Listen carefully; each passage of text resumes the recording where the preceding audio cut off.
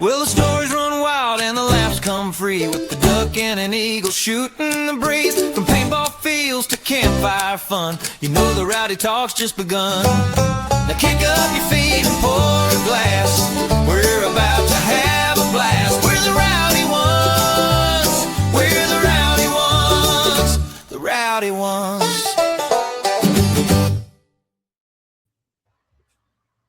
Welcome back to the Rowdy Ones. I'm really excited about tonight's episode. We're sitting down with Conner Kelley, an up-and-coming phenom, but besides that, like a really close friend of mine and an ex-teammate. People always talk about, replacing the old guard and new blood coming into paintball, and you're a living, breathing example of that. You're still not going to push me out anytime soon, but aside from that, I was really blessed with the time I got to spend on the team with you, because it made me realize, there are still younger kids coming into the game that not only are talented, but respect the game and have a good mind on them. And that's what I appreciate about players. So I appreciate you, and I appreciate you sitting down for this conversation with us, my man. For one, that intro was sick, I will say. For two, you're a legend. And my time on Heat with you was extraordinary. I mean, all the lessons you taught me and all the stories with you and Chad in the room. And it was just so sick. And just, I'll take that and tell people till I die, just all those little stories here and there. And it was truly one of the best years of my life, or 2 years of my life, being with you guys and that family and getting to experience you, hanging out with Hal, the crazy stories from Hal, this legend. And just like going from that little kid watching you on YouTube, because that's really all it was, right? Like Dirter and all this different stuff. And to being like your teammate was just, for me, it was crazy, because I couldn't imagine being on, for one, the team Houston Heat, for two, calling you a teammate and, experiencing what we experienced together and going and traveling as much as we did. Like, I mean, those stories were so sick. So thank you. Yeah. And thanks for having me on this. This is awesome. So no, I mean, I appreciate the kind words, and I think it's important to point out, you talked about learning and the things you learned from me and the rest of the guys, but learning's a two-way street. So, I learned a lot from you as well. And in teaching, you get to learn. But what I appreciated about you is that your willingness to listen to other viewpoints, hear how someone breaks something down, knowing that it's not always the most flattering thing that's getting said to you, but it's not abrasive either. It's not critical for no reason. It's just trying to figure out how we can do this thing that we love to do the best, so that we can win together, which is the best feeling in the world. So it's your mindset to approaching that that a lot of people could learn from, because it's not instantly defensive. You see a lot of younger guys and older guys alike, both, like someone approaches them and they're like, hey, you did this wrong, or this or that, and it's instantly like, no, everything I did, you're wrong. And instantly abrasive, instantly defensive. But instead of that, it's like when you ask someone like, hey, why did you do that? What did you see? Here's what I saw from a different perspective, off the field, on the field, whatever that may be. And then you go, oh, well, this is the information I knew, this is what I saw, and that's what I did. But like, how did you, I don't know, come into having that mind frame? Is that how you always learn things? Because you came from Heat, from the ML Kings. I don't actually know too much of your like early. I knew your first team and stuff like that. You told me, but if you could give us just a quick background for anyone who doesn't know you, because they should, and they will shortly if they don't. For one, thank you. But yeah, I just grew up in Florida. Kind of had like the damage guys around. That was like the local field was about like 2 hours away, but those like all the damage guys around 2014. Got to watch them play and really get like a good example. Right off the bat, going into paintball, I kind of like quickly realized there's so many different styles, so many different ways to skin the cat. Everyone's got a different idea. Everyone's got an opinion. And I felt like the easiest person to work with was always somebody who was very like open-minded and willing to hear that side and be like, okay, that is a good idea. Because I always thought I'm like a one-sided idea. Like if you go into like our whole world, if I just like thought America's ideas were the best, right? And I never got to experience a different country or a different ideology, I would never get to see that other side of things. So I always kind of came into everything open-minded and was like knew that like someone is out there with a better idea or even more knowledge than I have, right? Like my opinion was my third year pro when I went to Heat. So I'm like, I knew nothing. I was like, I'm just a small fish in a big pond. Like, I'm just here to soak up all the knowledge. So I just figured the best way to learn, the best way to be like someone was willing to give knowledge to, which I felt like was the entryway to everything. I'm like, there's just all these little kids running around. They're like, well, I hope someone comes in from the pro guys that says like something positive to me. But I was like, they don't want to say anything because those people are just like hard to talk to or just very, like you said, like defensive off the bat. So I learned like, got to be open minded. You got to be willing to hear the stuff that sucks to hear. And paintball is one of those sports that you can kind of put it towards MMA. Like if you're not good enough, you get knocked out, right? There's no in between of like, yeah, okay, someone just disciplines you verbally. Like you're getting punched in the head, whether that's a paintball, you're getting bunkered. Like, so the easiest way to just embarrassed. 100%. I mean, when I lose out there, I just feel like everyone in my family watched, everyone in the stands watched. They're like, oh, that dude got, absolutely destroyed. Like, I don't want to be that guy. So all those are like motivating factors, but yeah, definitely being open-minded and willing to hear other people's ideas is like super important. It's the first thing I teach in a clinic immediately is like, hey, listen to everybody. Everyone's style is going to implement like and help in certain ways, but you just gotta figure it out. But yeah, I think that's tricky about clinics because if I'm being honest with you, I think I could probably teach more in a classroom setting to get people that amount of information that needs to happen in that amount of time that you have in a clinic better than you can even on the field, because there is so many things that a conversation, just allowing them to see a different perspective on things or think about the game differently helps more than like the standard, oh, you hold your gun this way, you do that. But the reason 80% of the people go to the clinics are so that they're playing with you, not necessarily to even learn. So they get to interact with you. So I get that I like the way, I guess, the combine and stuff like that, they do it because you get a little of both of that and you get the full spectrum. So you've done some of the instructing on that, no? Yeah, with the BKI. Yeah. Thankfully, I was able to go over there and do the summer camp, which was really sick. It was like 5 straight days of just you're in the wilderness, sleeping on a hammock type thing, and just hanging out, playing paintball every day, and a bunch of kids ripping around, having a ball. So yeah, that stuff's sick. Yeah, and anyone that committed to do 5 days like that obviously is super invested too. So you're just with a bunch of people that love what you do. 100%. But you're definitely right.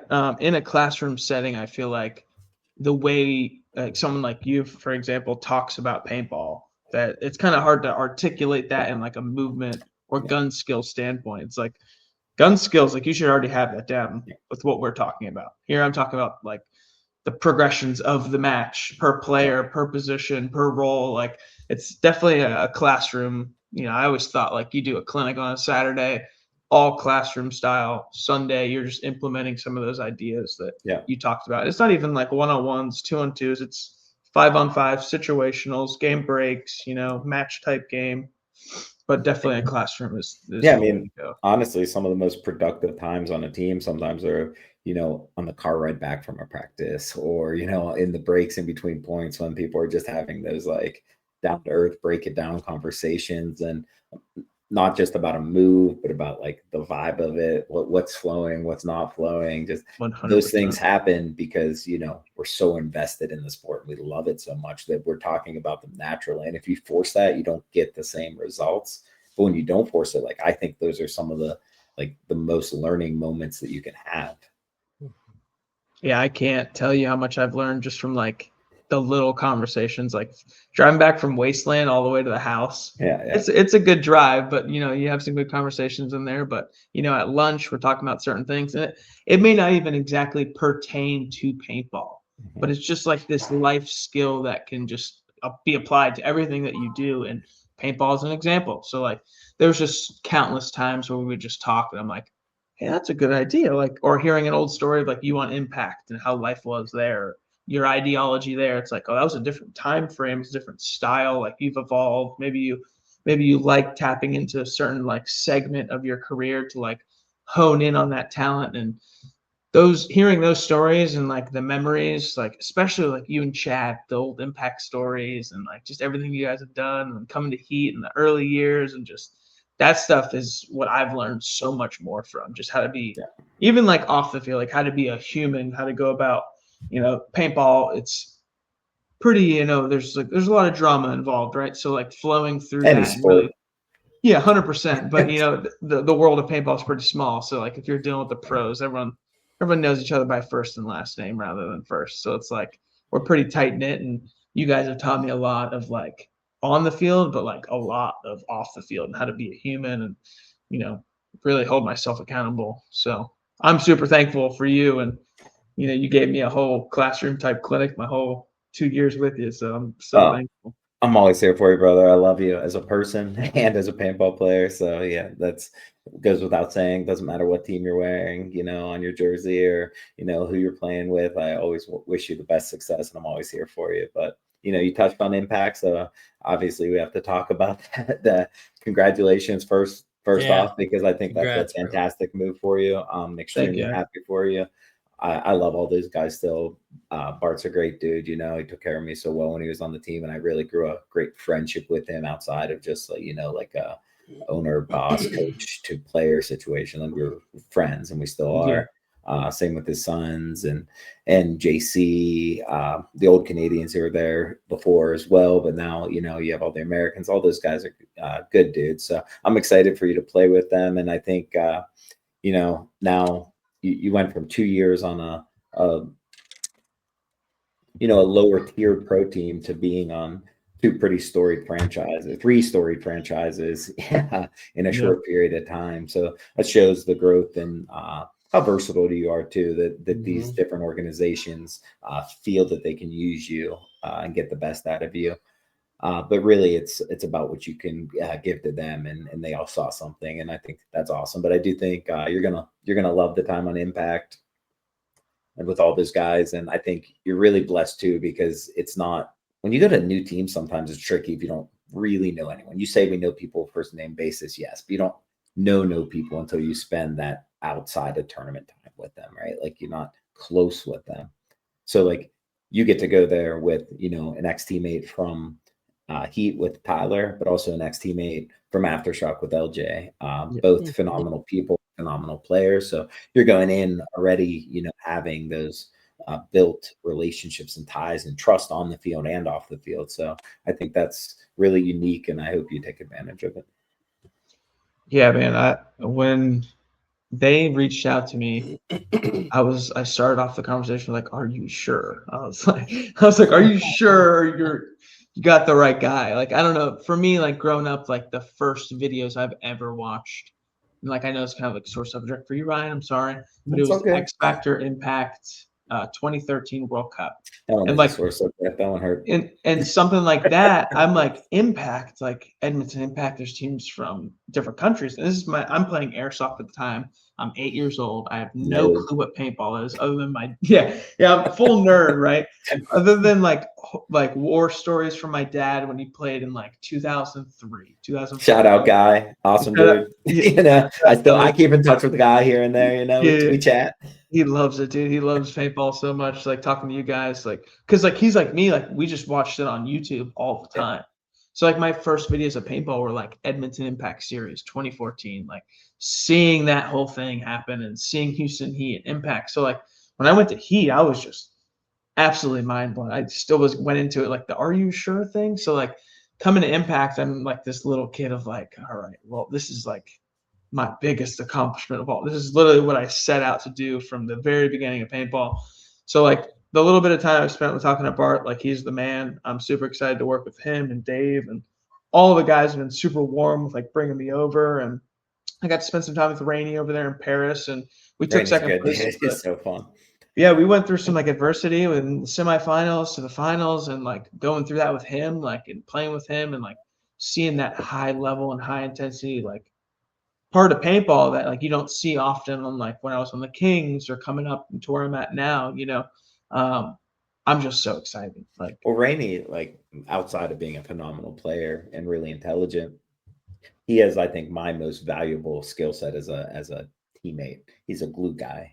Every team needs a person that makes that group stronger, closer, tighter, and believe in each other more. And that's what Rainey's done his whole career. So, like, I've never played with him outside of like Team USA and stuff.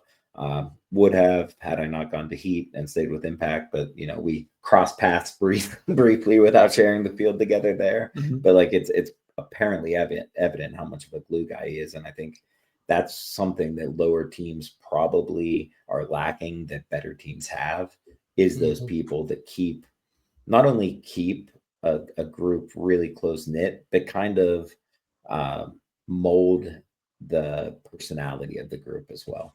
Mm. Would you touch on that kind of as far as like, because I think you have a unique perspective being as young as you are, playing for, four pro team or three going into your fourth now, like how different those can be. Because I think a lot of kids' goals sometimes are just like to play pro and to do this, but like every situation is so unique. And, going from Heat to Aftershock, you had the same coach, and I'm sure the systems were still different. So I think if you could talk to people about, that those different, idiosyncrasies between teams and like the goals they have and how they try to accomplish them, and how the feelings are very different going from one organization to another. Yeah, I mean, and this is nothing against the ML Kings, but the best example is the ML Kings going to Heat, right? Like you go from a group that like, we're paying for most of our travel to get to the events. Everyone's kind of just doing out of the will of their heart. Like there's, some people are practicing, some people are not. You have your life. That's that one level of paintball. It's just like divisional paintball where life is still kind of affecting paintball.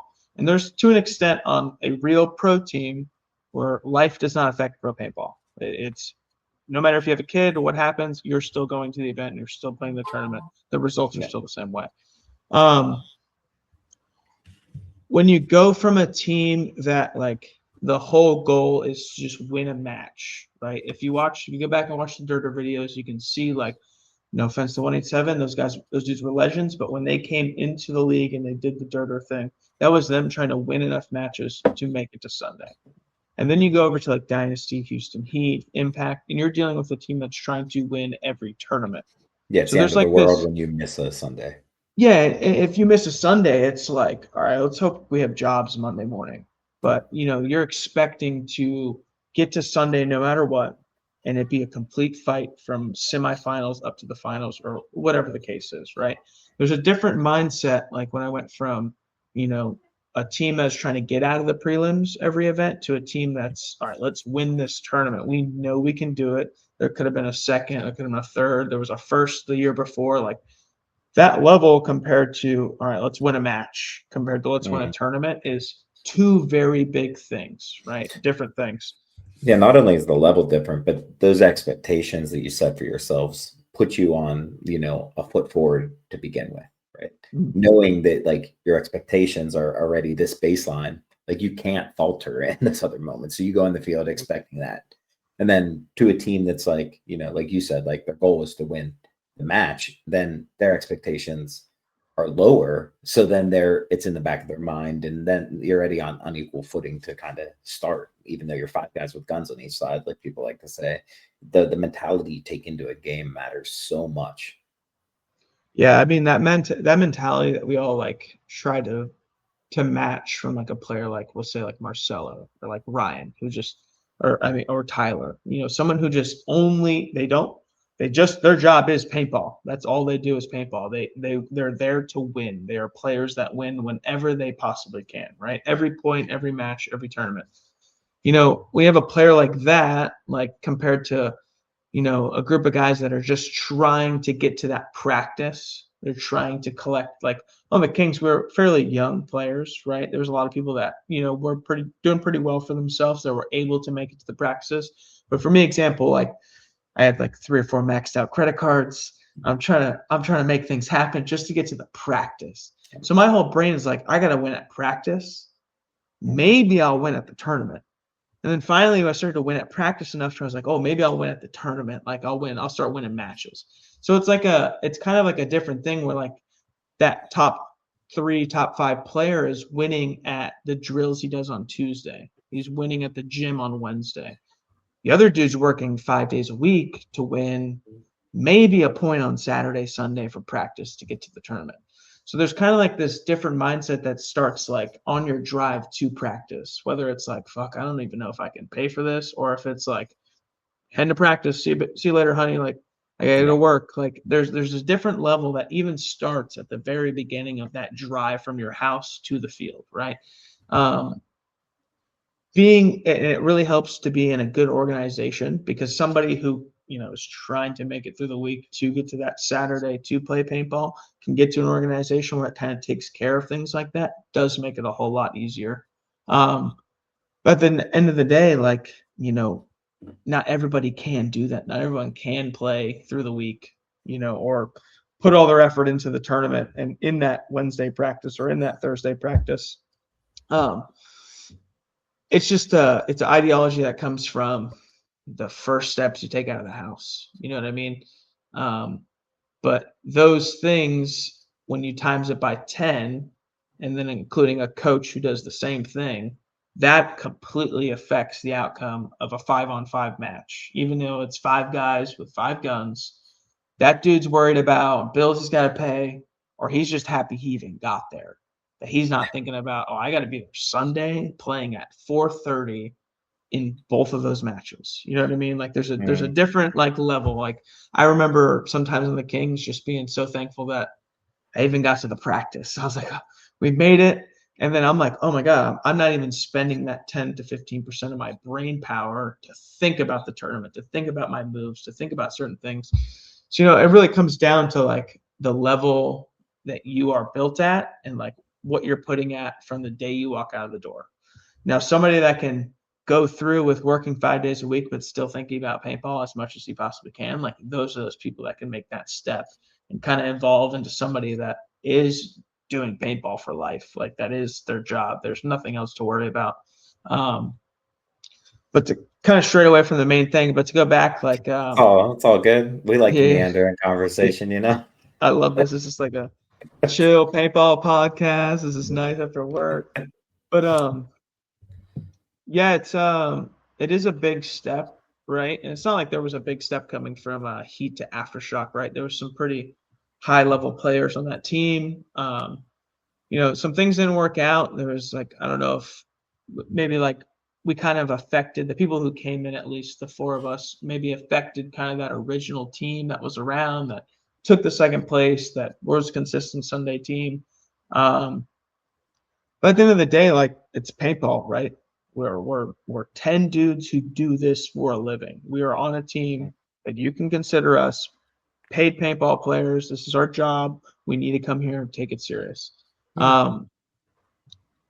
To an extent, that only goes so far, right? Like if all 10 dudes aren't maybe practicing as much or fully committed, right? This is like nothing against like Thomas Kim, but he's trying to be like this high level pilot that he physically could not be in 2 places at once, right? It's impossible. So this is paintball's not his main life, right? And he's a great player, but even if you bring a great player, great teammate back, if they're in and out, when they're back, it's different than when they're gone. 100%. You have 2 different vibes. And I thought that's where you guys, I don't like to say struggle because I don't think that's the right word for it. But the biggest difference I noticed from like, the year before at the beginning when they started, they came with a more of like a screw you attitude playing like, and they had a vibe, a feeling to what they wanted to accomplish. Like at points this year, like you said, people might have been going through the motions, doing all of the same things, like even putting in the same effort, but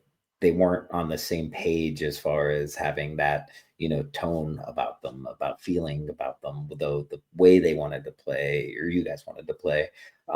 It just looked disjointed and more from like a outside perspective, right? Like on the field, it's easy to say like, oh, you can shut out the world. You can. Like when you're playing paintball, you don't think about anything else other than paintball.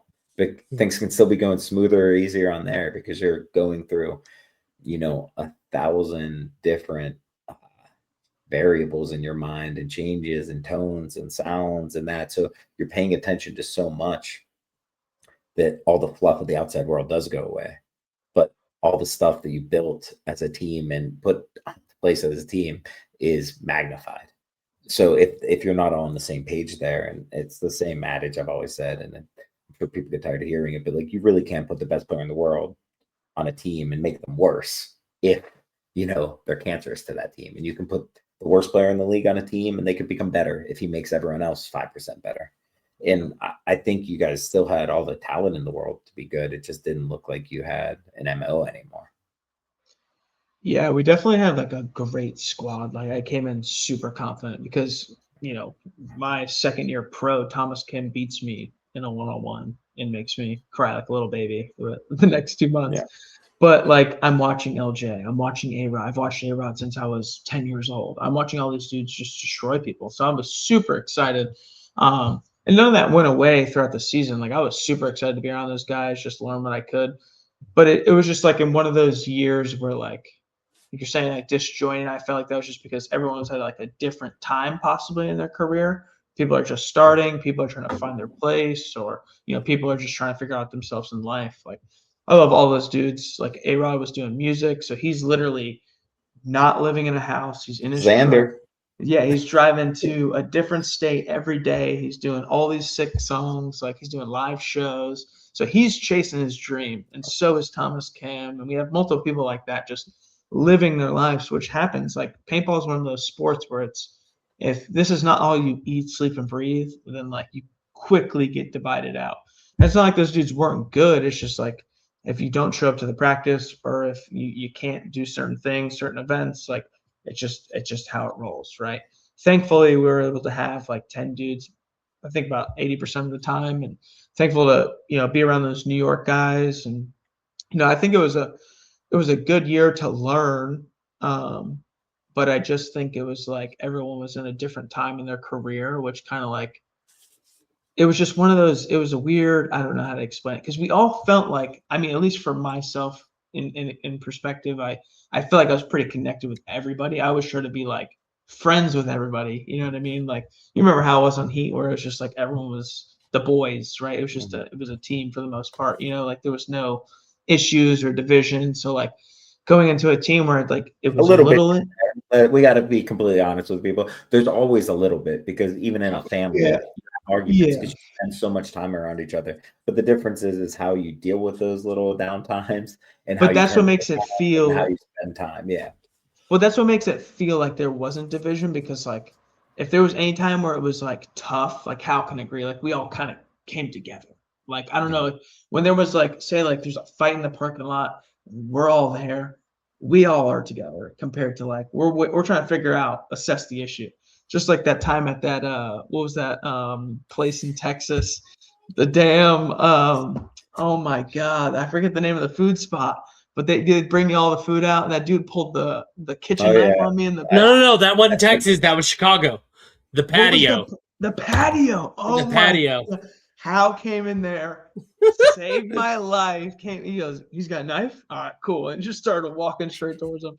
But you got to give some people a little more background to that story.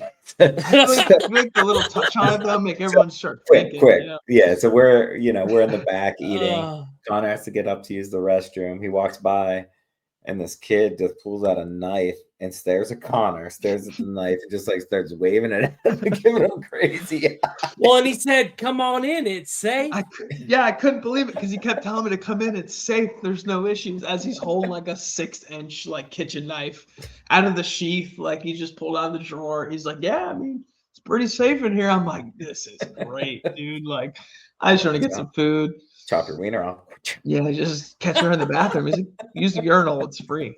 Dude, that whole time was weird because when Tyler and I, when we showed up there to the first, that was our first time. We went back and ate the next night. I was like, oh man, here we go. I was like, here we go. Going back? Are you serious? But Tyler Armed and I security. was like, yeah, we got scared here. But Tyler and I opened the doors, 2 big double doors at this place. We open it and we're holding it. And this guy walks in with his family. He's got the backpack. And he had the backpack. Yeah. Got mad at you. And then he grabs the door out of Tyler and I's hands, like both of them, and just shuts them and just staring at us and holding it. And I was like, this guy's not all there. I was like, this guy is not all there. I was like, all righty. And then that probably shouldn't say that. Anyways, we'll skip that part. But he said some very not cool stuff and like walks away. And I was like, oh yeah. And then and we were in line before them. We had a big group, and we also were like, hey, everyone on the team was like, y'all get in front of us. Y'all, we have like 30 people. There Like, were so many please people. get in here. Like, get ahead of us. And that guy was just staring us all down. And then you had your he wanted to chop your wiener off in the bathroom. He wanted me to come to the bathroom. That's the weirdest part. Come I'm on like, in, dude, it's safe. Like, yeah. He's trying to like linger me in there with a 6-inch kitchen knife. Oh, That my dude would have God. needed a lot more than a 6-inch knife. You know, he would have curb stomped by about 50 people. 50 people stand up. He'd be like, what is going on? But the problem is he had a JanSport, like the transport backpack. So it's like the bigger one, completely full. So I couldn't imagine what else he had in there. Like I crock piled a bunch of nails inside of it, just ready Could have been for anything. anything. Could have been Oh my anything. God. That place was just that same event. I almost got robbed in the parking lot on the phone. I'm talking to my girlfriend on the phone in the parking lot. Some guy rolls up. He's like, phone's that. I was like, it's an iPhone. He's like, you mind if I call someone with that? I I'm remember like, this. no, I'm about to actually go back inside. And he was like, what did he say?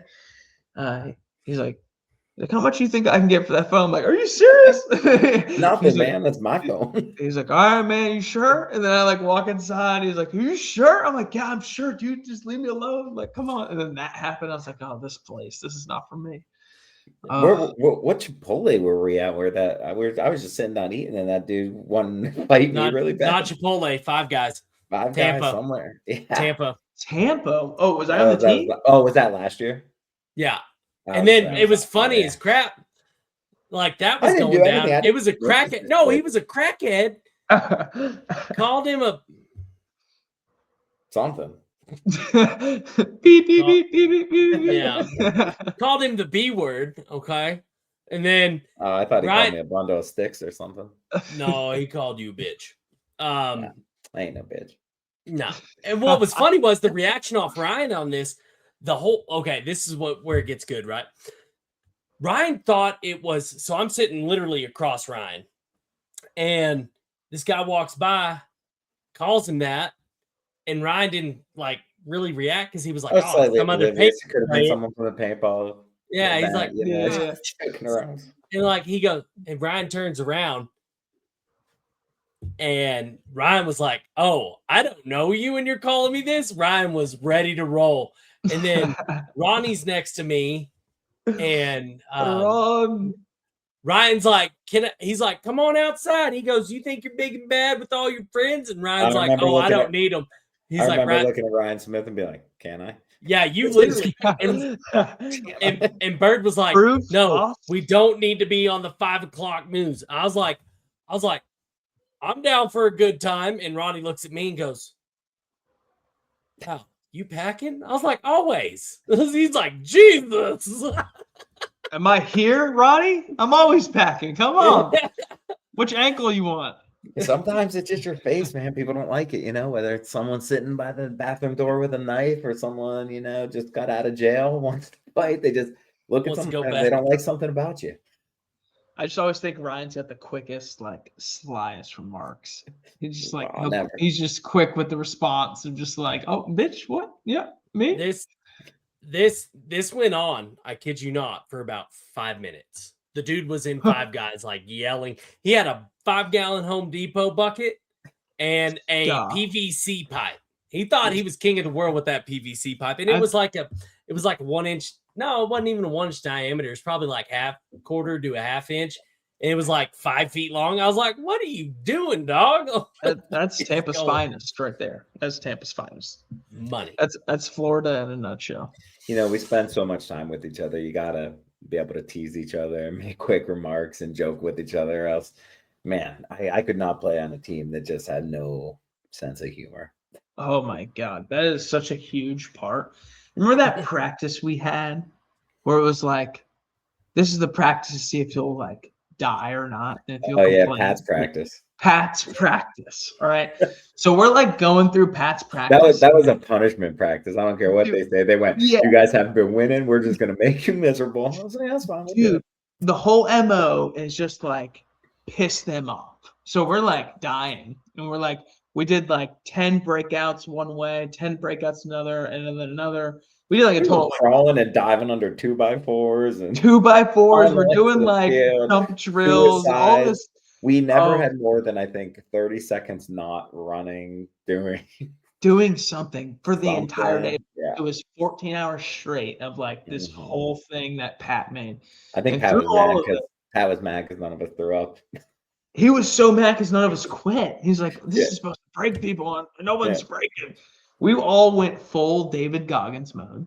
We're Yeah. like laughing while it hurts. We're having Yeah. a good time. We're making jokes. We're making fun of each other. It just like, Yeah. it was one of those And we were moments. sticking up for each other because it was one of those things. It was like, we're on the field until we shot our last ball. Then they gave us like 30 seconds to run off the field and come off. If you're like the last one, you're getting yelled at more. So we're like, okay, everyone. Like if we saw someone needed an extra second, we all slowed down a half a Slowed step. down a little bit. Yeah.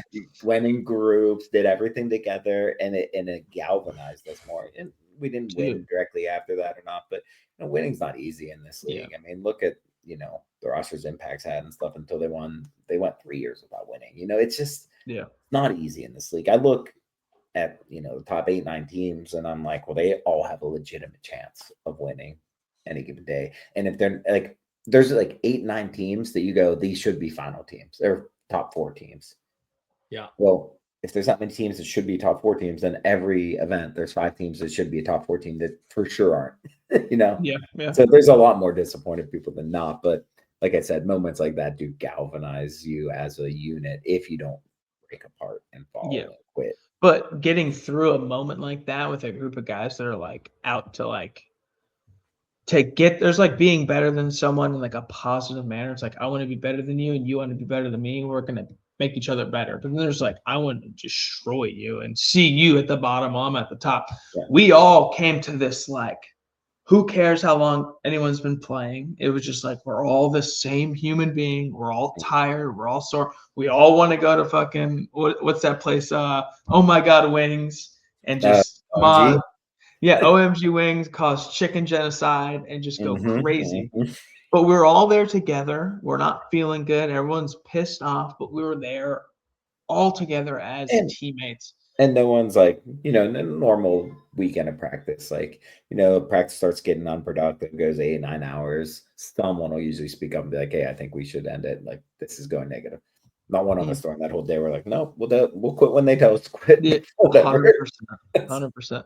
And when we got food and the food didn't come out right, we were just like, all right, who gives a fuck? We're just I'm all pretty hanging sure out. Pat just didn't think 40-year-old dudes could still do that, but he ain't. Yeah. I think he proved Pat wrong that day for sure. That was so fun. And then the next day, we watched footage and we went over this different stuff and we had that classroom thing. But that classroom thing was like a different vibe because of what we endured and what we, went through that day before. And it just like, we were all together. Like we watched a point breakdown and we're like, oh, fuck, this guy got shot stupid. It's like, oh, well, let's make a little joke. But, and I can never forget how good we all felt at Cup. It was not the best result ever. We went 1-3 through the Champions Division, but the way we all felt through practice, through each day, like we played every single day. I think it was. So that we was played like 12 days straight, and like all of them, none of them were short days. No. We, did pretty long warm-ups before.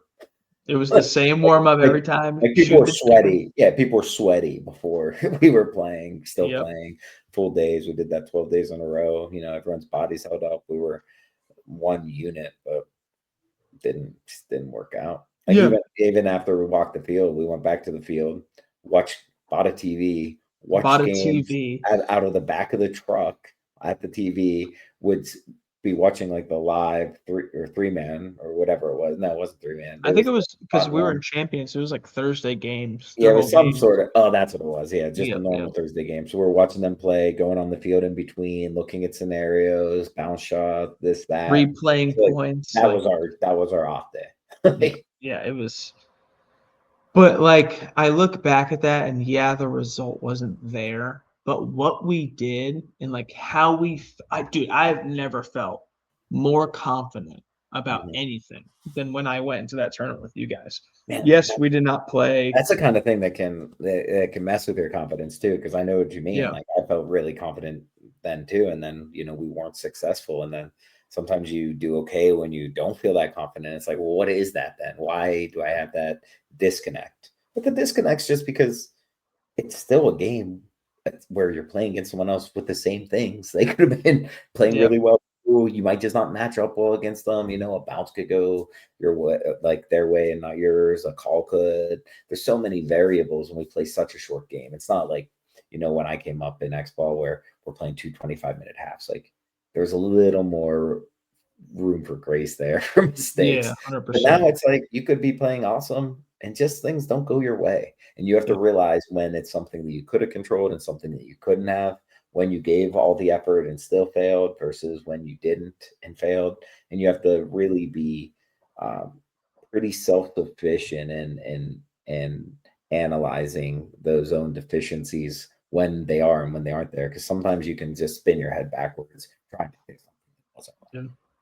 And that even goes back to what we talked about initially, right? Like per player, like what's the difference between this team and that team, right? Like we just talked about one event of where we practiced for 12 days straight, 6 to 7 hours every single day, driving an hour there and back, doing the same warm up, doing the same things every single day to make sure that we kept evolving per day with what we talked about. We bought a fucking TV, set it up at the field, watched their point, went to the field, mimicked the same point, broke it down verbally, broke it down via clipboard.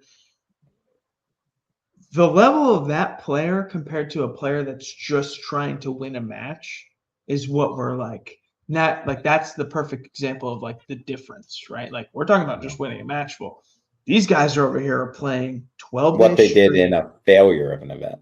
in a Still, it's like, failure in and in that's a the thing that bracket. people don't see. They only see results, and that's all Yep. fans should see, right? Like when we watch any other sport, it's the same way. We see results.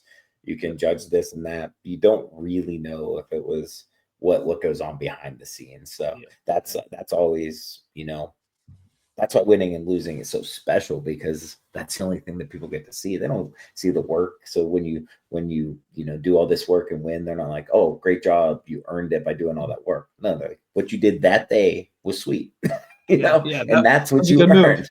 And Yeah, and yeah. and when you put all that in and you don't win, you have to be able to accept that because that Yeah. is life.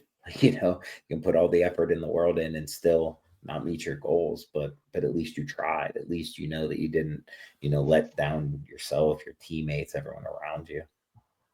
Yeah, that's what I was thinking about. You told me this one story I'll never forget that you showed up. I don't know if you guys can cut stuff from this. I don't know how that We works. can cut if we But need to. okay. We don't Uh, really, but we you, could. you showed up to class for college the following day after a tournament. This was a Vegas tournament, so you may have smelled like a little bit of alcohol. You had some some sparkles on you. And somebody asked you like, well, "What'd you do last night? Why are you late?" You're like, "Oh, I was just in Vegas for a paintball tournament." So like, I don't know it. I don't know how to put into words, but there's like in that moment, I don't know if you won that event, but We didn't. I believe that one. I believe we got second place. No, we got third place. I believe that's the one Aftershock won. For their first time in forever against Dynasty at like 11 o'clock at night. We had lost Aftershock oh yeah, in yep. the semifinals. We had beaten the brakes off of everyone that whole tournament. And then, got to that game, ended up losing a best of 3 series to them. And that was it. Like by far, I thought that was one tournament. During it, I was like, there is 0% chance we're not winning this event. It doesn't matter who's over there. They could have 12 guys. Wouldn't matter. Like we're winning. And then we didn't. And I was like, oh, rats. Well, I always think about like what you had did in like preparation for that event, right? And like the pain that you have probably were feeling for that entire flight home. Mhm. You're in class and there's like this depression of like, oh, I'm back to normal. Like, I got to go to class. I'm not traveling with my best friends. I'm not practicing. I'm not My shooting head paintball. hurts. Yeah. My head hurts. I smell bad. Like, all this different stuff. But like, that person hears like, oh, I went to Vegas and played paintball. But for you, it's like, I went through this like life-changing moment, because every tournament is a learning lesson to a point where you're physically in pain, right? To where you learn the best. Navy SEALs, they go through physical pain, they go through all this stuff to find their breaking point so that they know where they stand, right? In paintball, we're always dealing with a mental breaking point, a physical breaking point. Playing for 2 weeks straight, playing for 12 days straight, all this different stuff. But like when you go back and you be this normal person again, you're like this like depression that you hold, but like that feeling. Where you go from these like crazy emotional swings to just Yes. like a status quo. Yeah. And then you're like just doing a test, right? Yeah. But I always think about like that. Crushing it though. Hanging in there, passing, you know how it Crushing works. But I always think about that in like a sense of like you're holding all of this and you're like testing yourself every single time. And then there's just this person that's like, I'm just trying to pass this test. That's what I did last week, was study Yeah. for this test. It's like, well, fucking last night I was in Vegas crying because I lost. It's like, Yeah. that's the power of like what we're doing. And that Mhm. I think that little piece there is like, what's the motivating factor for someone that's like trying to win a match versus trying to win a tournament, right? That's what I guess I'm just trying to like show people like that has never felt this way before, like what that trophy behind Ryan feels like, what not getting that trophy feels like. You know what I mean? And I'm sure there's 1,000 stories for every frame that's up there. You know, like you've told me 1,000 stories from you and Tim just destroying people. And it's like there's millions of lessons you've learned from a person named Tim that somebody who's in that class has never even thought about thinking about. So like what paintball brings us, this like complete test of mental strength, physical strength, tenacity, all this different stuff. Like that's why we push to win a tournament, not to win a match. You know what I mean? I want to meet all these people. I want to be the best. Like I have hundreds of stories of Hal, and I only knew him for 2 years. You know what I mean? And he's like lifelong friend, Ryan Moorhead, lifelong friend. Like I'll never forget you guys. Like you were there when Aspen, you know, was coming around and she was born. You guys helped me through all of it, and like I'll never forget you guys. So like, what paintball does is like so much more than what somebody in class like. Oh, you played paintball? It's like no, I just lived this crazy life and met these crazy people and learned these crazy lessons that I don't think you'll ever have like an idea of. So that's why like paintball, like there's a difference between winning a match and winning a tournament. And like somebody that like is at the level of winning a match but has the ideology of winning a tournament, it like where the way it correlates with life is just insane. That's why like I had more life lessons than paintball lessons from you guys because all you guys are teachers. Like the amount of stuff that Sam's taught. Sam is the greatest dude of all time. Like, I love him so much. He's so funny. I hope he plays, dude. I was gonna better play this year. So if any people are still looking for players, they should hassle them until they agree because it would not be the same without them. That's what I'm saying. I was literally thinking about that. I'm like, my like childhood idols are like where are they gonna play? Like I was freaking out a little bit because like for me, I'm like that is a evolution, I guess, like a skip. It's like, oh, there's that year that this person didn't play. It's like, oh fuck, that person retired. Like I don't want to see that. You know what I mean? Like, but not that people should or want to. You know, that's no, I don't know. You push someone out if they're not good enough. I'm all about it. Yeah, I mean, but paintball's so crazy that it'll push them out itself. I mean, exactly. It's done it before and it keeps doing it. But those dudes, like, I mean, Sam, just all the stuff that he's told me in the story. He'll still text me like random things that we talked about when we're on the team. It's just so funny. But yeah, dude, I'll never forget you guys. Sam's has one of the most unique styles of anyone. God, dude. That same Chicago event that all that went down for you, the night I flew in, I'm rooming with Sam, and I had kinetic karambit. It folds up. I don't know. Do you remember this? Oh my God. Oh my god! Yes, because I remember I grabbed the Coca-Cola and went to your guys' room, and it was just like chaos. Oh no, that was before the team meeting. It's Yeah, just it all was before the bloody. team. Yeah. I still It's got just- the scar. Yeah, Still got the weren't you like scar holding right your here. arm? You're like, I'm bleeding everywhere. Yeah, I'll do I'm like, okay. I'm like, first aid, here we go. Yeah, so I whip it out and I didn't even think about it. I spun it the wrong way. I spun it tip towards me and you always Oh, flip yeah, it yeah. away. Yeah, And I was So like, you guys know it's like an eagle talon shaped, really sharp knife that he very was playing sharp. around with. they're so sharp, especially this one. Anyways, I flipped it and I was like, and it like kind of angled in and hit me right here. And I just started bleeding all over the hotel room. And I'm like, he was squirting blood everywhere. He was leaking. He was definitely leaking. I wasn't squirting blood. It was dripping out at a good There was a pace. little squirt. And I was like, and I'm like, all right, I gotta get the bleeding stopped. I'm like, there's blood all over this. Yeah, like, like, we only have marble 4 floor. minutes too before our meeting, and you I know know. we're The gonna, meeting's and about we're to gonna start. get yelled at if you're in here causing a commotion. Well, no, I was like, it wasn't in y'all's room, it was in Sam and I's room. And I walked over and I knew y'all always keep the door like Ajar. like ajar. Yeah, thank you. Got the, And I'm like, Sam, like Sam, can like a you cat. come to the room real quick? I need your help. He came over there, and I always carry a knife at. And I was like, you think I need stitches, or do you think we can get this with butterfly strips? Bandaged me up, and then he went back into the team meeting, and he was like, everyone was like, what was going on? And they're like, oh, Hal cut himself. He's bleeding all over our room. He's bleeding out. Fuck himself like a pig. We had to sew him up. Oh my god. Yeah, lots of stories. I enjoy talking. Having any conversation because there's always a story. I'm like, yeah, that's a great story, and I forgot it. Things you don't think about that often, but they're still bring back fond memories, even if it's cutting yourself. Yeah, oh my god. It's funny. I mean, just a good time, But one thing I'd like to know is like, what kind of paintball players do you see yourself as? Not as like, this isn't some out there question. I just mean on ML Kings, when I first started noticing you were a fantastic front player. Then all of a sudden you were playing the 3 in the ML Kings. And then you came to our team. We picked you up to be, a versatile 1-2 snake guy. And then you went to Aftershock, and I thought you really became like a great 2, but you weren't that 1 that often.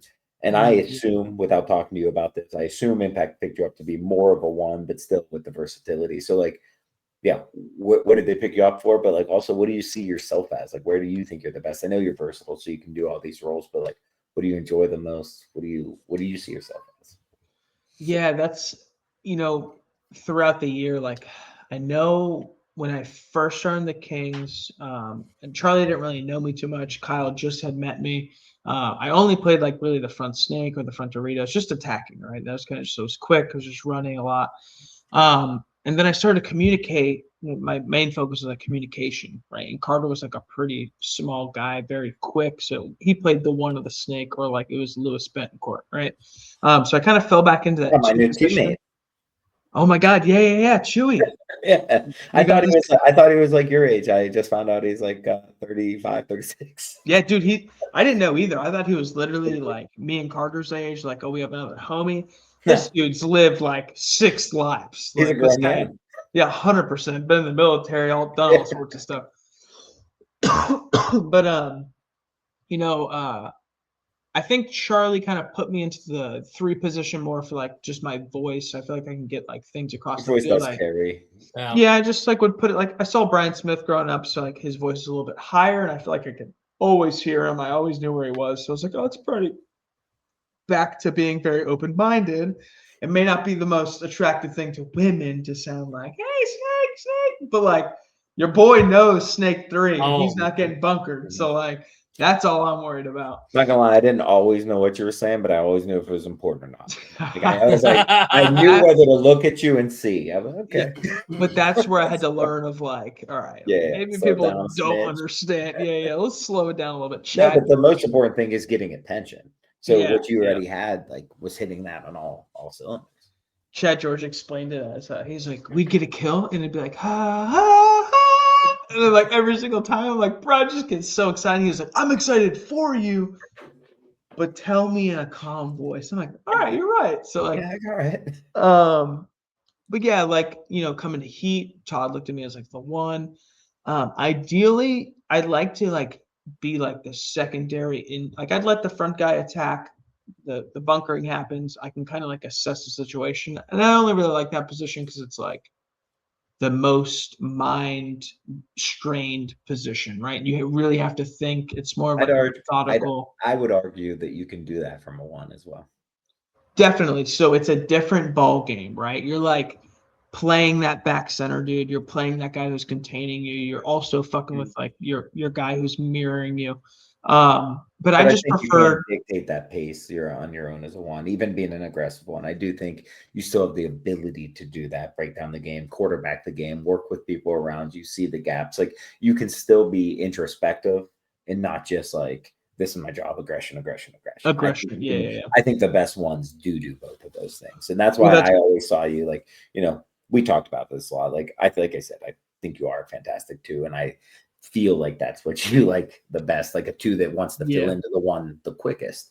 yeah, But at the same time, like what I always talk to you about is like, well, you can play the one that same way. And yeah. like That was your then big I point. was like, and then you just get to punch some people a little sooner. But you Yeah, get to still dictate all that. So I was like, I like seeing you in both spots, and I think I will on impact. So I'm happy about that. Like I yeah. know that on shock in that two spot, like you played it fantastically. But I think mixing it up and varying it up not only keeps it fresh and lets you see it from both perspectives, lets you know what both people need, what both people want, but it also just like reminds you that the game is all pacing and you get to dictate that from all these different spots and all the little things you can do to affect the overall flow of the game. Yeah, I think that was a big thing that you showed me too, that like how much you can jurisdict from being the first guy in the mix, right? Like, big point you brought up. It was just like being that thorn in the side and just always being like on the go and just like ready, like not always like looking to make the move, but knowing like when the move's there, I'm taking it. Like there's no questions asked and applying that pressure. I think you were like one of the more consistent players in the league to like be consistently applying that pressure. And you always had mentioned that, like, hey, you can do what you're doing from the two position in the one and almost have more say in what's going on, right? Because there's that little bit of like wiggle room for the other person to make a move before you can like counter the move, right? Because you're looking for the assessment rather than like, oh, you see the setup and you're making the move that causes them to make their counter, right? Mm-hmm. And that's one of those things that like I will say like you helped me kind of evolve as an attacker, like rather than looking at it as like you need to push, push, push, push, rather like what you're doing is affecting a lot more than what you like, what you think, right? Not just the back center shooting at you, like they're making game plans based around how the attacker's playing. It was very key for me to like go into like my game, and kind of to go back to like your main point, like being that attacker. I enjoy it. Being the two, I enjoy it. I even enjoy being the three. I guess like kind of like the BS answer would be like, oh, I just want to be the most, I mean, I like being versatile. the three sometimes too, but it's just because I know I'm going to get out of there real quick, and then we don't have a three, and now we're all just up in it. Now we're all just in the 50s. Yeah, It like was that. like the slam plan.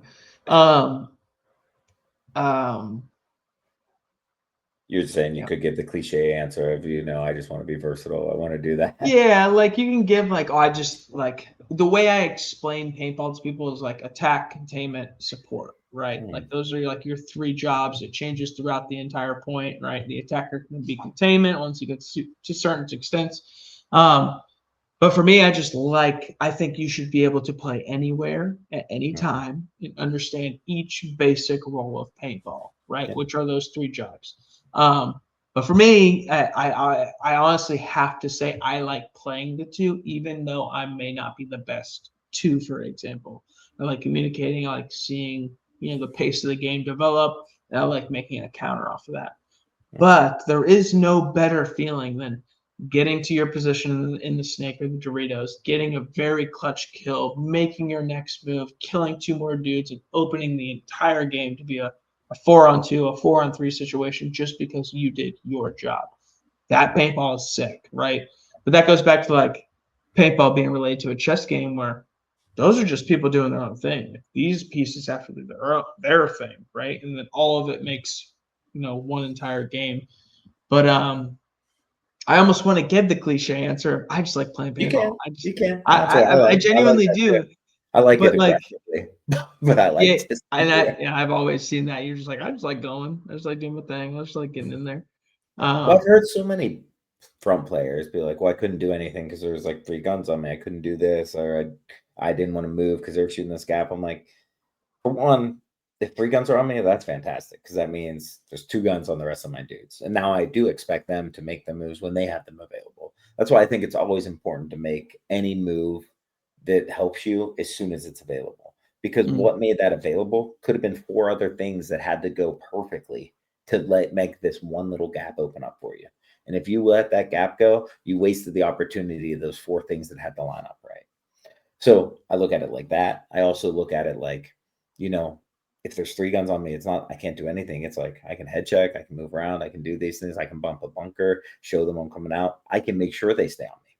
I can try to figure out a way to get a 4th on me, and I can work to try to kill someone.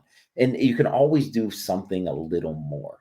And I think that, like, that's why I've always liked playing the 1 is you get to decide that as a 1. I like playing a 2 because, sometimes if with the 1, like, I like working with someone, seeing everything's great. Like, yeah, having less chance of getting shot off the break, which is the worst thing in paintball because you can't really control it outside of running good routes and stuff. But there's still a factor of luck involved about getting shot on the break. So being the 2's a little safer, being the 3's even safer there. I trust my bumping out skills. And if like your front player is playing well and he gets down the field, it's easy.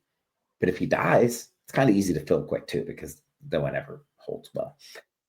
And so it's like I like all of those roles, but the only one where you get to decide the very outside of the break, right? Like anyone who's shooting on the break gets to have the biggest factor on the game. If you shoot someone else and if you stay alive.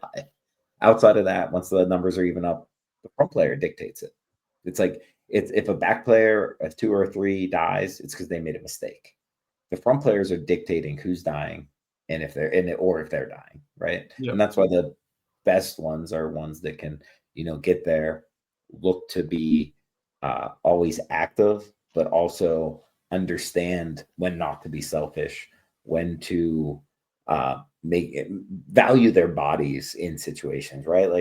Like getting into the other team's 40 or 30 is sometimes good enough.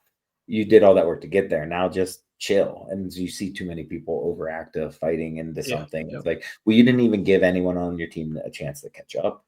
You didn't give anyone a chance. So you didn't really affect the game outside of like a panic call. And now everything settles back down. And now you give the other team more confidence. Right? Yep, exactly. I always feel the most confident when I kill our snake. Or if someone kills our snake. I'm like, I even like it when the moment you're going to kill them, right? Like you hear your snake, you posture up in just a way, and you're like, no, he shows up, he's going to die. And it's like that kill is cool. But what's even cooler is knowing that you just broke their spirit. Because if you're down, if I'm ever down in someone's head of their snake and I die, that's the end of the world. Like I messed up the whole point. Yep, like I'm holding with a bated breath, hoping that my guys can pull it out. But if they don't, or if they do, I know that I made a mistake already. So like sometimes even better than shooting them is that moment before knowing that you're going to and knowing how they're going to feel. Yeah. It's also like, I guess would be like the difference of like a player's just so angry they made it up there. They're like, oh, I did all this work, but like that could be the difference per team, right? A player makes it up there and that 2 guy doesn't have enough time to fill up there and that guy dies and he feels useless. But like, imagine that guy had his 2 there. He feels the best, right? You can see kind of like how these flows of energy like change, right? And that confidence, like you were saying, like how you feel if you do kill your snake or how you do feel in their snake with your 2 guy right behind them and you're just massacring people. Like that slight change can just affect everything.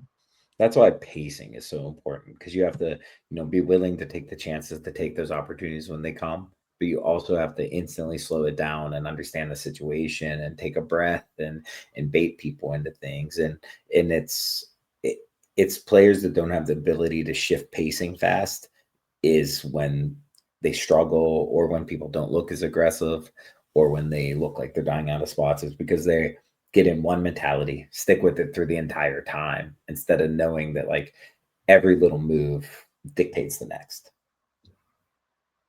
Yeah, that was like a big thing coming into pros, learning that, attacking at 100,000% every point's not going to be the best, because then you're just a one-dimensional player, right? We already know what you're going to do, but kind of like coming in with like an anticipated pace and adjusting that per what you're doing, game plan, situation, team you're playing, whatever the case is.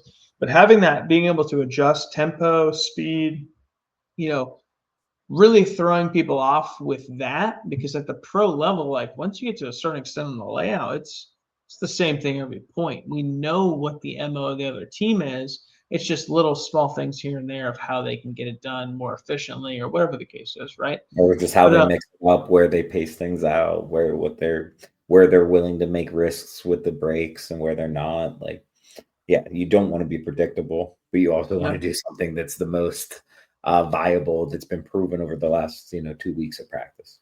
yeah, exactly. And then come Sunday, that pace change is what wins a point, what wins a match, what completely changes people. Like, we don't know what they're doing different, but all you did was just change like how slow or how fast that guy pushes to get into the snake, or pushes to get into this key bunker in the middle, whatever the case is, right? Um, that's like the I one think a thing lot in of that pace pro. change is just fear, though. I think it's everyone afraid to make that mistake that costs their team. And a lot of that's good, because you have to have some level of respect of that, or else you are costing your team. But also, I think it's that mentality across the board that slows it down. And that's why I'm excited about this year. The 5 pods, I think, will help a little bit with bad layouts. But aside from that, I don't know. They changed the rule for the tiebreaker. So it's not point margin, it's points for now. Okay. Yeah. So now winning winning a 7-6 game is better than, winning a 5-0 game. Yeah. Yeah. Losing a game 5-4 is better than losing a game. So like, scoring points are going to matter. There's less pain for people to hold us. So I think it's going to be a slow transition, because I think players, or more so owners and coaches and teams, are going to take a little while to adapt. But I think, the most successful teams are just going to be willing to risk a little more, and willing to gamble, and willing to play faster points, because it only benefits you. Yeah, exactly. But I feel like paintball is that one sport that like will always kind of benefit the player playing a little bit faster. I don't know. I've always felt whenever the other team gets to our 40 faster than we get to their 40, I'm always a little bit more worried. You know what I mean? So I feel like Especially now, if they do it different ways. yeah. Well, I mean, yeah, Yeah. pace, different styles, I just whatever mean the case different is. routes, with different Well, players getting there. It's 100%. Yeah. not one dimensional to do it. It makes But it. I think the 4 to 5 pods kind of breaks that like locked up, like, or if the field slows down, we're gonna roll off, shoot this cut, we'll make a call for this gap, this gap. Now it's like, all right, well, if he gets an injury to 3, we got to match 3 to 3. Kind of like pushes that a little bit more to be I don't know how to 5 explain. pods is still a lot of paint, though. Like, we can still play normal. Oh, You still get to shoot yeah, off the break. You still get to yeah, play yeah. a normal point. You just can't shoot 3 pods at a bounce shot. You can't shoot 4 Yeah, that's pods the for biggest this thing. lane that someone can't even check me off at. So I don't even have to battle them. I could just roll off and shoot this lane. Like, you have to play a little more paintball, but you get to do exactly what you want. You don't have to overthink. You're not saving paint. Like, the same players that that will run out this year with 5 pods, ran out with 7, ran out with 9, ran out with whatever they have. Because you only run out of paint if you're not aware of how much you have on you, right? Yeah. If you're Like, not, it's like, oh, I'm down to 2 pods. I'm not going to shoot a full stream through this gap. I'll be like, I'll mix my pacing of paint through, so I'm only shooting 60% of it through, and then it's like, now I'm down to my loader. Now I'm just single balling through it. Like the only people that run out are the people that go, oh, it's my last pod. It's like, just dumping. Yeah. what are you doing? What are you doing? It's going to be a fun year, I think. I think there's been a lot of fun shakeup. I'm really excited that you got to land with some old teammates, Connor. I know that's huge. And Ryan, I'm Picked the wrong teammates, man. We should have played together. that's what I'm saying, dog. Nah, it's cool. I'm excited for you. I really am. Thank you. But For sure. but it's I'm excited. Y'all get to go play in James Stadium this year. Y'all get to go run amok in a stadium. That's been a while, though. I mean, how many years has that been? It's like 08, 07 you guys went to Buffalo. Oh, I mean, we played outside of stadiums a lot, but last time we played inside, I don't know if that was the Mohegan Sun Smart Ports tournament or if that was the Kansas City 7-man. I don't know. Yeah. It's 2 decades ago, ish. I can't get the orders exactly. But yeah, so it's been a long time. So I think that's really great. There's going to be a lot of that's outside of Asia. I played in some stadiums in Asia and more recently, But you told me Europe and Asia. But yeah, I think it's going to be a cool year. I'm excited for 5 pods. I think that's going to make it hopefully a little more interesting. And then there's been GXG pods. Make sure they don't fall apart. What's that? Is that people better be using the GXG pods, making sure they don't fall apart. GXG's best in the game, baby. They are, and people should go back to strap packs because they never should have went away from them. But I'm ready. You and Chad are the biggest strap pack people I know. Goons. Because they're better. Goons. Hold on. Real talk though. Y'all gonna go to smaller action. Lock in, Hal. Lock in. Are y'all gonna go to like a smaller pack since it's pod limit? I mean, rock the 4. People should, but I use a 4 plus already. I might snip off some of the extra straps. Yeah. No, I just didn't know. No, yeah. I didn't know you were only 4 plus. Yeah, because you can carry 9 with those, 9 to 11, depending on the pack you wear. Make them 14 if you want. Go crazy. You can just you can cut them and put 2 in. I remember. I've been playing machine. 9, Y'all 10 remember as a front guy lately, and it's been doo-doo. Like that's stupid. I thought you were like. Well, I thought you always were like 5 or 6 when. Well, I always practice with that amount, but sometimes tournaments and the way we're playing dictates more. Like in Cincinnati last year, I had to, I think, carry 10. At Cup, I was playing front and I was carrying 9. I shouldn't be carrying 9 pods for a guy who is known as an aggressive front guy. Like the most aggressive front guy. Something's broken here. Yeah. I loved when I was pitting for Sam and Sam was just rolling lanes. And I look at him and he was like, fill me up. And he had that one pack strap on the outside. There's no way that's what he said. He definitely said, fill me up, daddy. Oh yeah. I mean, daddy was definitely at it. That is always with Sam. But I'm like cramming pods into the calmest his pack. Person I know. And he's just going, yeah. And Sam is like, I'm like, Sam, more? He's like, can you fit more? And I'm like, yeah, there's no more straps. I can shove it between that big strap. He goes, yeah, put some in there. And I'm like, all right, Sam, rolling hot. He had a little turtle shell on his back. Oh my God. I mean, it was hilarious. Pants sagging. He's a legend, dude. Dude, one button polo guy or one button down guy. Oh my God. Full button down, all a button but one. Dude, you should have been in the last hot pot. We went and had you were in the hot pot whenever so it was we were in Chicago that year. And it was Tyler, Fedorov, Ryan, Ronnie, Stella, me. Yep. And we all went to K-Pot. Chad, pretty much everyone, because we don't. Yeah, I think Chad and Ryan would never miss hot pots. No, Sam. What I've learned about Sam and hot pots, love this. It's the best. He's more of a KBB guy, honestly. He is. But no. Usually at KBBs they have either. Both. Yeah, but anyways, he would come over there after he's done had his fill. He would come over to the end of our table A little bit of belly hanging out, one button on, maybe no buttons, depends on how he's feeling. And he's just over there like pecking the meat off, and you're just like, it was the best. I still have pictures from, and then we went, what was that? That was Cincinnati this year. We went to K-Pot that night. Yeah, but they didn't have my hot and spicy Szechuan, so that just broke my heart. They brought me out some Szechuan peppercorns and some hot peppers. You made it. Not You the made same. it good. Of course, I made it good. It always makes it good. I'm a But Food connoisseur. I am a but- food connoisseur. I just made some Asian-inspired smash tacos today. They were Oh, hell yeah. delicious. there So I you go. quick pickled some carrots, cucumbers, Fresno peppers, shallots for the topping. But then I, made the ground pork mix with all the ginger, scallions, nice. Szechuan peppercorn, seared those. Oh, they're so good. I will never forget. We're in the kitchen.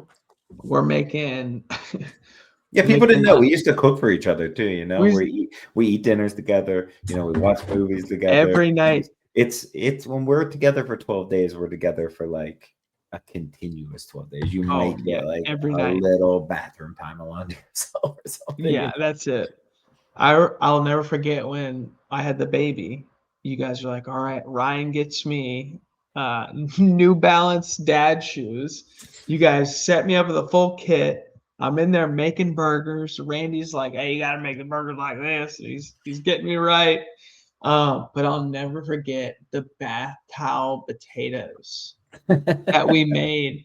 And I'll never forget grief over those, dude. yeah, it wasn't the potatoes, but it was. I remember you were talking about these ribs that you made, or this certain thing that you made, and Randy didn't care what it tasted like. He's like, "So what's the recipe?" You're like, "Well, maybe you're just gonna have to try." And he's like, "No, I don't want to try it." And he's like, "What's the recipe?" And you were like, "I'm not telling you the recipe." Like, I'll just never forget like being in the kitchen, like everyone just hanging out. I just felt like we were like one big family, and we're all making food together. Mama D, Randy, like those. That was so sick to me.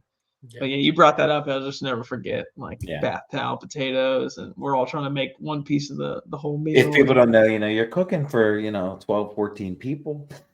yeah, We had a lot of potatoes boiled. If you want to get a crispy potato fried, however you're doing it, you want to parboil them first, but you have to get all that water off. How you can't bake a potato after if they're still kind of moist. You're just gonna steam them. So we got a big pool towel, and I was drying them off. And Lars just would not So let me efficient. live it down, and then he just ate them after. yeah. Because I made smashed potatoes. A lot. Oh, it was so good, Hal. I wish you were there. Steaks, potatoes, green beans. Oh, yeah. You made the garlic. You made like pretty much everything in the seasoning thing, but it was so good. The green beans. Randy comes over. He's like, "So what you put in there?" He's like, "Pretty much everything, I mean, I think Flavor, everything's man. pretty good." Flavor. Yeah, it's all flavor. But stories like that, like I'll end up telling my kid about that one time in Houston, when we were all hanging out at this kitchen, and like that. But that's paintball, where it's like just these endless stories of just like you talk to Hal for 10 minutes and you got 2 hours of the craziest stories you've ever heard in your entire life, and it's just like, who is this guy? Well, his name's Hal, and he loves paintball, and he hangs out with us, and then I remember explaining these stories to Dallas, and then Dallas meeting you. Dallas is my girlfriend, by the way, guys. Meeting Hal, and she's like, he is exactly what you explained. He's got the best stories.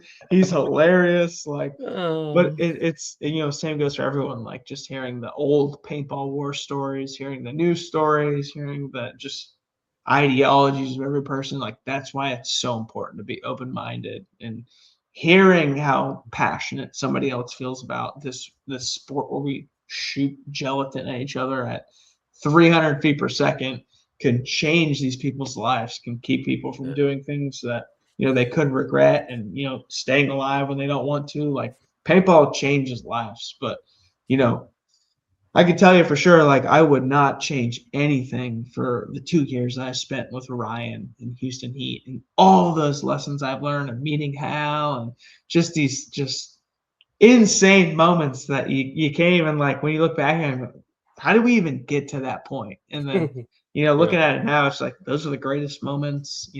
I was 19, 20 years old. I'm chilling with, literally the legends of my childhood. No, no, As no. we're like just hit my prime, homies. man. No legend, just hit my prime. That was your motto. It's like, I'm not even in my prime yet, was the motto I think you had, or something like that. It was like, I'm not even in my prime yet. This ain't I even didn't my know that was a prime. motto. I just thought that was the truth. But that's me. I'm like, dude, but that teaches me, like, dude, that you can't lose that. Like, like I always thought of you as like, no matter how old you are, no matter what you look like, you will always be that kid with the frosty tips, For sure. winning tournaments on Miami Effect or winning tournaments on Definitely not a Philly. Miami Effect, but all around there we're winning. For me, like, that's my brain, but like, going to Miami and just like doing what you have done in Philly and playing with these greats and making teams great, like I don't know, it's just like what I've pulled from each person. Like, people probably don't know it, but Hal is a legit certified Nope. certified gangster. I'll just say that. That's all I'm saying. That's all I'm saying. That's all I'm saying. I've heard enough. I had to And I've catch him. seen enough. I That have was good. seen enough That was to some of your best know work, Kyle. that Hal is a rowdy one, 1000%.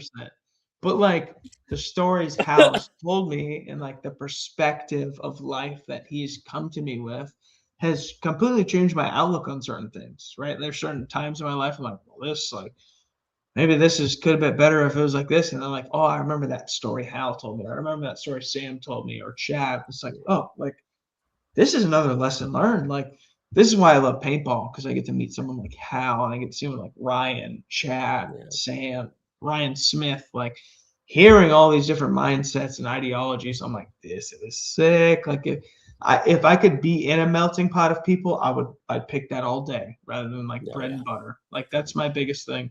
And like hearing like the stories I'll never forget, like the stories of like you and Sam and Tim and Chad all traveling the entire world, like going to Egypt, Nonstop like, too. Like we literally would travel like 45 weeks out of the year. dude, like the running of the bulls. Like fucking Ryan tells me this story of where they used a Coca-Cola bottle as like money to bribe the Egyptian cops to like let them ride their camels through whatever. I'm like, what are you talking about? They're like, yeah, we went for a paintball tournament, or this all happened because of this paintball tournament. I'm like hearing these stories have like motivated me to like, be with my best friends, push to win what I can, and like to like meet these new people. Like, I don't know the Yakmak brothers, I don't know these guys, but like I cannot wait to be best friends with these guys from stories that Ryan's told me. Oh, you're probably gonna hear so many more stories about me now. I don't The know. other half, yeah, the other half.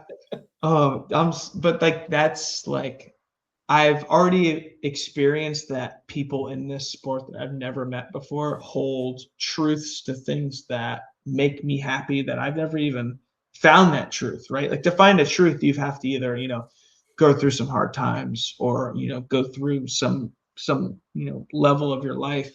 But to like talk to someone that's gone through like a bad portion or a good portion and putting all that together, like paintball has taught me so much on perspective and, that truly brings me back to that same thing we talked about at the beginning of just being like very open to everyone else's problems, ideologies, situations, to just take that information back. Oh, okay, so if I ever see myself in X, Y, and Z, this is what this person did, and this was his outcome. Okay, let me try this. Or I could take several outcomes, make my own thing, and not even have to deal with the hard times, but also leave those easy times with the lessons learned that somebody had went through when it was hard. So like, paintball being such an important part of my life, like I almost don't even look at like me shooting people with a paintball gun and me sliding around and diving as like paintball. I just look at it as the people of like you, Hal, Chad, Houston Heat, ML Kings, Aftershock, like the person I was on that team to what those people have taught me and what they have helped me evolve into. Like, being back with Tyler, I'm so thankful because like Tyler as a human pushed me a lot, like, and same goes for any of you guys. If I'd be back with you, like what you guys have did for me in those 2 years I was with you, going through some of the hardest moments of my life, having a kid at my age and doing some of the things, getting out of my mom's house and, getting a real job, all this stuff. Like Just growing up. you guys helped me through that. And like, that's a moment. Yeah, we spent 2 years together on the same team, but you guys will never go anywhere. Like I'll always want to talk to you. I'll always want to like hug you. I always want to see you. And paintball does that. I don't like, I'm sure there's other sports, but what other, activity that you do on a weekend basis makes you love humans this much, right? Mhm. And I'm just so thankful that I was at that dumb airsoft place. And I saw Alex Goldman on Damage diving into the snake as a die promotion photo. And I was like, I think that's what I'm going to do. And then and now I'm on the rowdy ones, baby. Let's go. Yes, Yeah, baby. Let's go. Talking to the boys, dude. It's like, this makes me like the most excited about everything. And like one of these podcasts, like I'm super comfortable just like speaking and just talking. And like, that's the image or the impact you guys have on me of like how comfortable it is just to be, I mean, honestly, like I honestly don't care if anyone listens to this, because what I get out of this more than anything is getting a chance to sit down for an uninterrupted time to talk with my friends, to share stories again, to share excitement, and that means more than the world to me, right? So, and I do think there's a lot of things that people can get out of listening to them too. I think they're entertaining, but I don't care about any of that. What I care about is like, getting a chance to sit down with you and talk to you for an hour and a half, because we don't get that very often. And no adults get that very often. And it's important to spend time with friends. And it's important to break up monotony so that you don't get tired of things that are special, right? Mm-hmm. And you can get tired of anything that's special. Rich people can get tired of being rich. Like you can get tired of anything. So it's important to break up that so that you can appreciate all the little moments. And, I had a great time talking to you tonight, and I know we can't keep you too long, but I will open, you have a open door policy with us. Like we'll definitely want to have you on sometime soon. We have a ton more to talk about, but I'm sure Hal has a few more questions to ask you, but then after that we can end for the night. But like, I would love to do this again sometime, because like, I love you and I love talking with you, brother. Yeah. Love you, brother. Bro, I love you guys so much, dude. Yeah. I just want to say that before you go on, how I thank you just in general, because I went from being a little kid to knowing you to like being your teammate and learning to be your friend and learning to be like your best friend, learning what you like to eat, what you don't like to eat, even though you don't like to eat anything. You love literally every food. Yeah, he loves mayo. He loves mayo. He loves mayo. Like, learning that, like, and especially from my point of view of like, oh my God, that's Ryan Moorhead. Holy shit. What am I going to talk to about going to Heat? I was like, what am I going to say to this guy? Like, this is like one of like the top 2, 3, 4 legends of my, coming up. And it's just like, what do I do? And then you came in, I'm like, hey buddy, how are you? And you were just like, made me feel so comfortable. So like, this stuff, I'm so thankful for you having me on, and I'm glad I could be one of the episodes. That's sick, and I've always liked that when you guys started this and watched all the videos. So thank you guys. Well, we love you, and you're welcome anytime, dude. I know Ryan is too, and I am as well. But we're really excited to watch you really grow, like, and really just get to spread your wings and go out there and crush it, dude. I every time I'm on the out there in the pits, and I was like, I'd be cleaning the pits, getting it ready, whatever, and I'd be like, oh yeah, that's Conner out there. I hear him. Like, it brought a smile to my face. Yeah. I was like, yeah. I was like, WNX outfit? No. Nope, that's not a girl. No, that's a guy. I think maybe possibly. I will keep this short, but I do want you to give the audience some dad life advice. Like, what you got for him, big dog? He makes me do it every episode that we don't have guests. So okay. Just an advice section. Just something. It can be small and short, sweet, whatever you want. So it's not gonna come out like super David Goggins motivational, but it's gonna be like me realizing like, holy shit. Carry your toy boats. Yeah. Who's gonna carry the toy boats? When you see your baby And it doesn't matter what stage it is, right? We'll say that we're in the stage of like crawling and we're working on tummy time and head movement. You know, you're so excited to see that baby take the first step until the baby takes the first step. And then you're like, oh my God, the baby was just a worm. And now it's running around my house. So what I've quickly like realized as a young parent to where I'm like looking forward to the day where I can, you know, go to sleep at this time or have a couple hours of rest, that those moments only come when you miss out on the ones you're enjoying right now.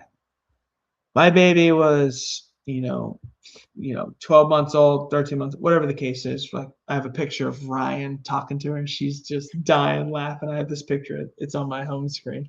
But her in that moment, I was looking forward to her running around that tournament, her running around, hugging people, seeing everybody, seeing my family, not being in anyone's arms because she wants to run. Now that flash forward to World Cup the next year, she's running around saying hi to everybody else like, oh, I wish she was just that little, that little peanut that was sleeping in Mama D's arms and VIP and everyone's screaming, but she's sleeping and she's, this little ball.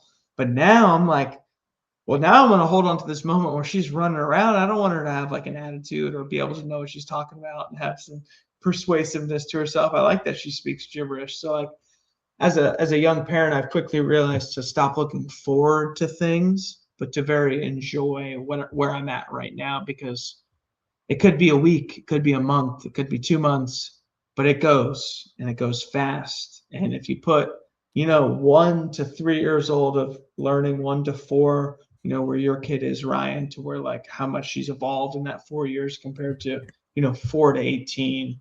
And I'm not looking forward to any boyfriends. I'm not looking forward to any big girl activities. I'm just enjoying where she's at right now, but I've learned to like not look forward to things that are coming in the future, but to enjoy what I have right now. Yeah, man, it's definitely.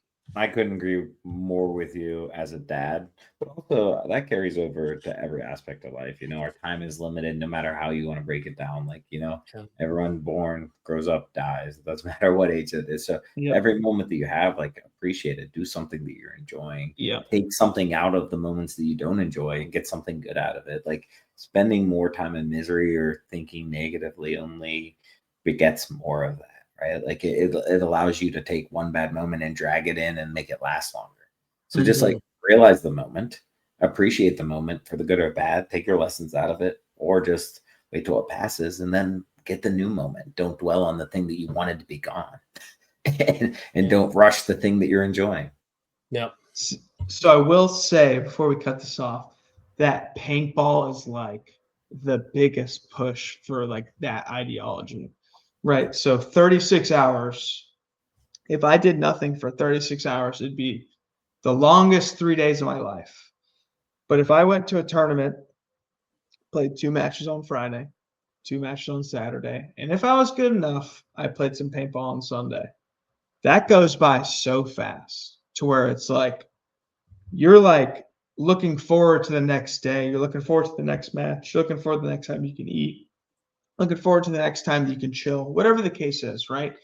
You're looking past this 36-hour window to be as good as you possibly can. By come Sunday at 4:35 o'clock, your window's cut off. Now, there's no more talking about how good you're going to be at the last event. It's the next event. So that's where it really comes down to like, kind of like just like grounding yourself is the perfect example, but like I'm here right now in Chicago. It's 2026. I am playing this team. I am this many years old. It's this cold out. Like reminding yourself, like I am here. Like taking a photo of every person that's around you in your brain to be like, this is the moment. This is where I'm here. Enjoy every second of it. Rain, snow, cold, whatever the case is. Like you are happy. You are there. That paintball has like been like, I'm like, what? Like, I feel like every time that the baby learns something new, I'm like depressed. Like, oh, I felt that same way after every tournament. After every tournament, I gained something new, or I had some new memory, or something I could have enjoyed in that moment. Yes, I could have looked forward to other things, but taking that second to enjoy something within that 36 to 48 hours is so important for a human being to be able to evolve. And paintball relates to everything. Paintball relates to your newborn baby. I promise you guys. Just saying. As a paintball player, I'm just saying. But again, thank you guys so much for letting me be on this. I'm sorry, I feel like I've rambled a little bit, but No. I just feel We're all super- ramblings. We're Yeah. all Oh yeah, ramblers. we're rambling here. I Free just feel flow super, conversation, baby. dude. I mean, you know how many like hotel stories I've had with you guys of just like it sounds like rambling, but to me, I'm just speaking from my heart, and I just Yeah. love you guys. Like I just And feel this so is just comfortable. like a part of a drive that we had together. We talked 100%, anyway. dude. Yeah. I remember coming up to you in Chad's room and just sitting there and just like bullshitting and Eating just some like snacks. eating some twin snakes, eating Yeah. some combos. But after like 45 minutes, we're in like the deepest stories about like how these things have affected your person and how you're like your emotional structure, right? And like Yeah. it truly is crazy to think back. I think when you walk around, I can't like precisely be like, oh, I remember that one time this year. But when I see your guys' face, I remember every moment that I've spent with you guys. Like it comes up with that place that we ate food, that dude pulled the knife.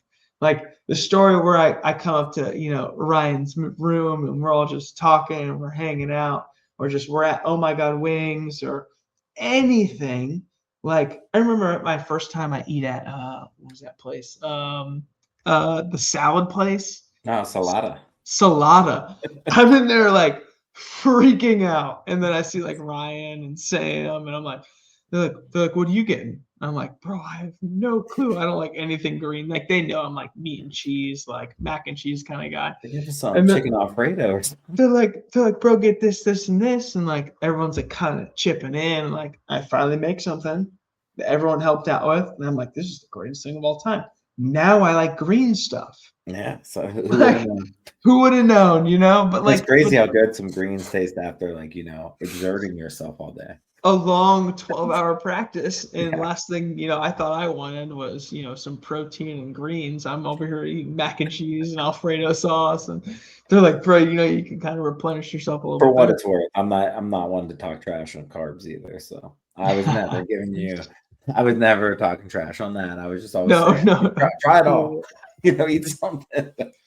But that's that evolution of person and emotion and just ideology that can come from being around 15 other dudes that have completely different life experiences. Like if you're compared to like Ya's life to like another player's life, or Chad George, like what he grew up with compared to this person, like hearing all these stories of like Chad Boucher's being like the water boy, like 100% Bobby Boucher, like the dad, like all the little stories when he was growing up, like meeting a player like that, and there being 13 other ones and all these thousands of stories, like all grouped up by this like same driven goal of let's win a fucking tournament. Like that's that difference, right? Yeah. But I can never thank you guys enough. You never have to, man. Except I with know. hug. I always take a hug when I see it. I know, but like just all the little stuff here and there, the stories, the adjustment of, I wouldn't even say like mindset, but just like where my mind should be focused to, right? Where like what I should be thinking about in certain situations, or how to manage things that, are tough for a 22-year-old to manage. I wouldn't even say it's how you should be. It's just how you could be, right? Because we're all unique individuals and we all see things our own way. So all you get is a bunch of different perspectives of how someone else would have dealt with it.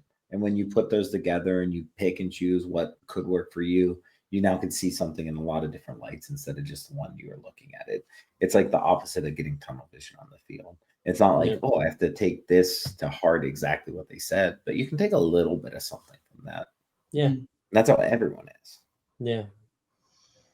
Yeah, not to keep this going any longer, but I do love you guys with all of my heart, like truly. And I can't thank you enough for all the little stuff you taught me here and there, and Hal, the crazy ass stories you got. I wish you people knew, man. I wish you guys need to make a Patreon where it's just Hal and Moorhead's undisclosed stories. We can do that. We're gonna build it up nice and slow and get a stronger brand until we do stuff like That's that. what I'm saying. People. I don't people know. even I don't know if my stories are for most of the public. Well, I'll say That's that. why Though. we That's throw why out it's a rated Patreon. R. Yeah. Yeah, that's why it's Patreon. Rated R, open, whatever you want. You weren't hearing his key points. Patreon. Yeah. Behind the paywall. That's the OnlyFans of entertainment right there. Yeah. But Oh, well, Conner, love you, dude. Thank you so much. Thank you so much for carving time out of your evening from your family with us. And dude, we love you to death. And when we were both like, we're like, yeah, Conner, get him on. oh yeah. We're like, Hell do it. yeah. It was we were Not me. I was like, oh. he's like, oh my god. Fuck, this kid again. That's it. I got away from him. but man, just really excited to see your next chapter and your growth. And next time I see you, better give me a big ass hug, big dog, Hell yeah. So Well, I thank anyways, you guys. Definitely super excited to be Come on, Hal, pull Impact. that beautiful bean footage. We're good. We're just going on about the same stuff. No. Peace, You're y'all. excited by on Impact. Yeah. Excited about Impact. Love Ryan Moorhead. Love Hal. God Love you bless too. Hal's dog. And I hope he catches a bunch of ducks this year. Well, the whiskey's low and the story's all done, but we sure had ourselves some fun. From tall tales told to the last good pun, you've been rolling with the rowdy ones. Thanks for listening, y'all.